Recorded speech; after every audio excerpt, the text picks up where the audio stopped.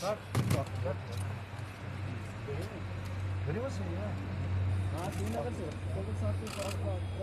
Sir. Whoever is here, you talk to, na? You can't look for people. ANI is here. Sir, please start. Sir, please start. Meeting के बाद मैंने कोई भी press से बात नहीं की। मैंने प्रेस से इसलिए बात नहीं की कि मैं समझता हूँ कि पहले मुझे अपने पार्टी के लोगों से बात करनी चाहिए और जो अलायंस फॉर गुप्कार के मेंबर्स हैं उनसे भी बात करनी है। वज़ीर आज़म की मुलाकात जो थी वो बहुत अच्छी रही। सब पार्टीज ने अपने अपने ख्यालात उनके सामने रखे और ये पहला कदम था उनकी तरफ से कि किसी के तरीके से जम्मू कश्मीर में हालात बेहतर बनाए जाएं और एक सियासी दौर शुरू किया जाए। इसके अलावा मैंने आपसे कुछ कहना नहीं। जब तक मैं अपनी जमात से बात नहीं करूंगा मैं आपके सामने कोई और के बारे में कह नहीं सकता। बाकी आपको सब पता है, उमर साहब ने आप बहुत से वहाँ पे प्रेस वालों से भी बात की है और अखबारों में भी है वहाँ से। अगर आपने कुछ पूछना है तो कुछ।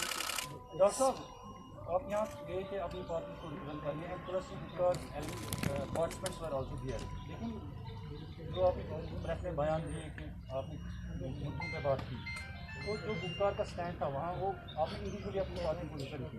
सो do we think that it is the end of the Gupkar alliance? This meeting was also the end of Gupkar alliance and plus Why should the meeting be end of the alliance? and plus the acceptance of Why should it be the end of the alliance? Why? Because nobody spoke as spokesman of Gupta. You spoke लेकिन on आप individual. एक I didn't speak as एक second. Gupta. हमें वहाँ पे alliance National के Conference हमें President. वहाँ पे अलायंस के तौर पे नहीं बुलाया गया था। अगर बुलाया गया होता तो अलायंस की तरफ से एक ही वहाँ पे बात करने के लिए बुलाए गए होते।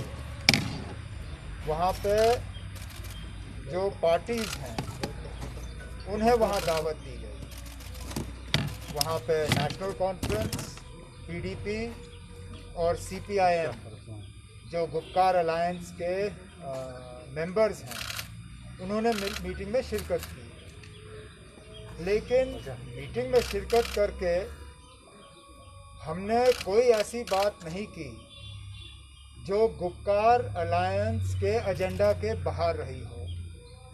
आखिरकार गुप्कार अलायंस ने क्या कहा है कि 5 अगस्त 2019 को हम कबूल नहीं करते और इसके लिए जो हमें कॉन्स्टिट्यूशनली, पीसफुली, लीगली, पॉलिटिकली जो हमें करना होगा इसको अंडू करने के लिए वो हम करेंगे। अब ये बात वहाँ करके या मीटिंग से बाहर आके प्रेस के सामने कह के तो गुप्कार अलायंस का जो एजेंडा है वो अंडू कहाँ पे हुआ?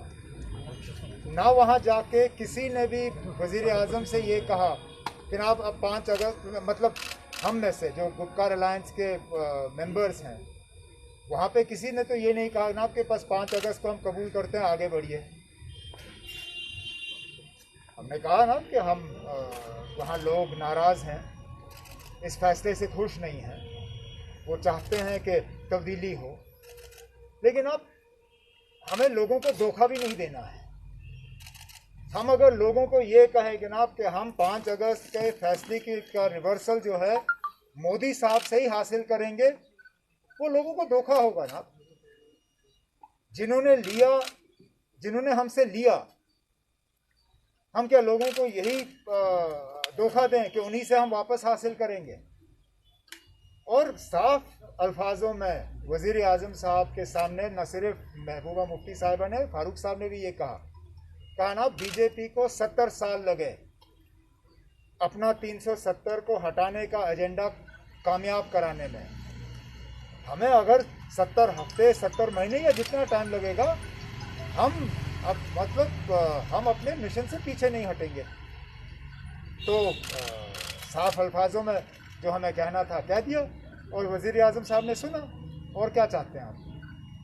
Umar Saab, do we see the 70% of what the Home Minister said in his press conference was about delimitation commission, and he insisted that this process should start. So after the meeting, do you think that now it is clear that as you participated in a meeting in Delhi, you will participate in the process of the delimitation? As far as the delimitation commission is concerned, the party has made it very clear.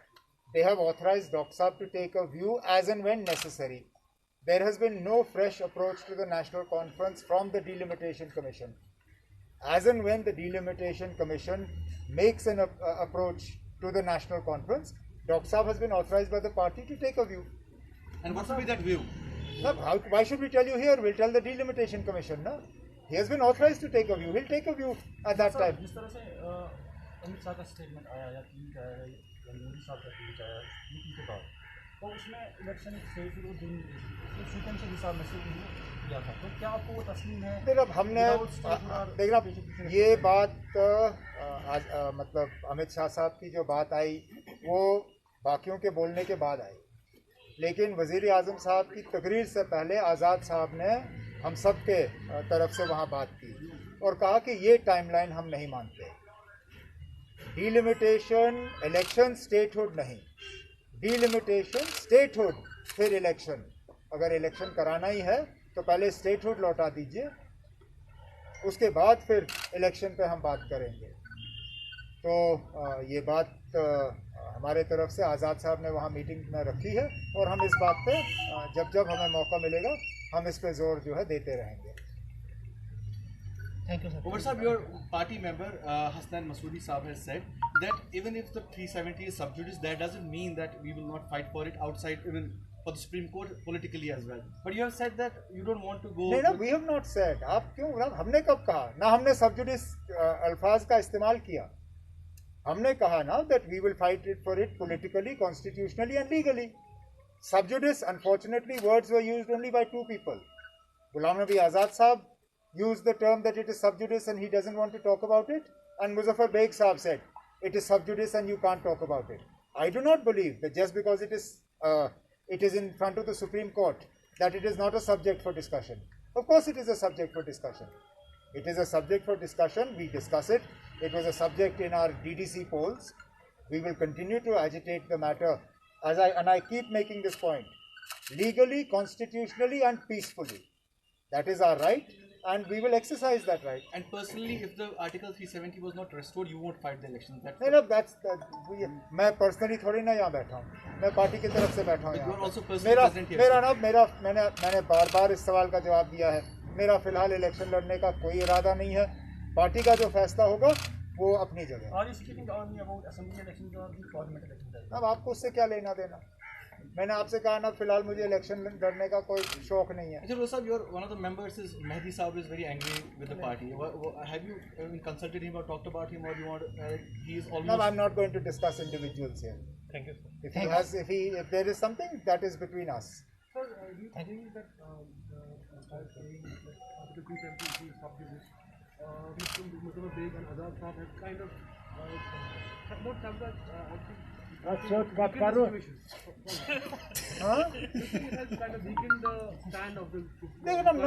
Neither of them are members of the Gupkar Alliance. Neither Muzaffar Beg was a member of the Gupkar Alliance.